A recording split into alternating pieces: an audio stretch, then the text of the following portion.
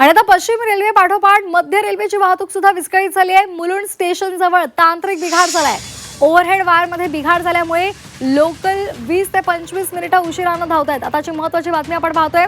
मध्य रेल्वेची वाहतूक विस्कळीत झाली आहे। मुलुंड स्टेशन जवळ तांत्रिक बिघाड झालेला आहे आणि त्यामुळे सध्या 20 ते 25 मिनिटं वाहतूक उशिराने सुरू आहे। ओव्हरहेड वायर मध्ये बिघाड झालेला आहे अशी माहिती मिळते।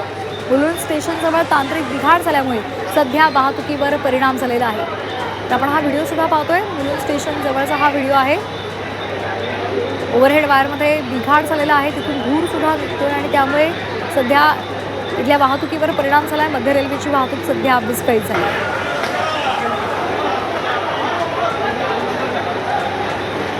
अमोल पेडणेकर आमचे प्रतिनिधी आपल्यासोबत जोडले गेलेत। अमोल, साधारण किती वाजताचा हा बिघाड झालेला आहे आणि किती वेळात ही वाहतूक पूर्ववत होऊ शकते, काय नेमकी कारण आहेत? साधारण 11च्या दरम्यान ही घटना घडलेली आहे।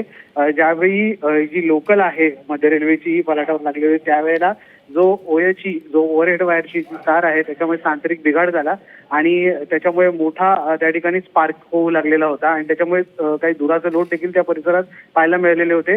प्रवाशांमध्ये यामुळे काहीसं गोंधळाचं वातावरण निर्माण झालेलं होतं, परंतु या संपूर्ण प्रकरणामुळे जी आहे ती मध्य रेल्वेची जी वाहतूक आहे ती आता विस्कळीत झालेली आपल्याला पाहायला मिळते। काही वेळातच या ठिकाणी जे मध्य रेल्वेचे जे जो हा बिघाड झालेला आहे ओयाची वायरचा, तो दुरुस्त करून ही रेल्वे सेवा पुन्हा पूर्ववत करण्याचे प्रयत्न आहेत ते रेल्वे प्रशासनाचे सुरू आहेत।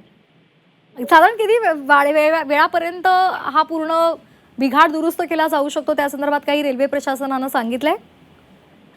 सध्या ज्या वेळेला ही घटना घडली होती त्यावेळेला ही जी लोकल त्या ठिकाणी आली होती फलाटावर, त्यामुळे हा मोठा गोंधळ पाहायला मिळाला होता।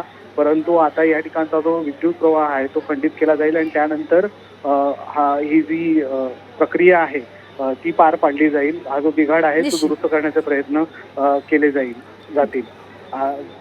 दरम्यानच्या काळामध्ये जी सेवा आहे ती कधीपर्यंत विस्कळीत होऊ शकते या संदर्भात अद्यापही रेल्वे प्रशासनाकडून कुठलेही जे आहे उत्तर आहे ते अद्यापही आलेले नाहीये।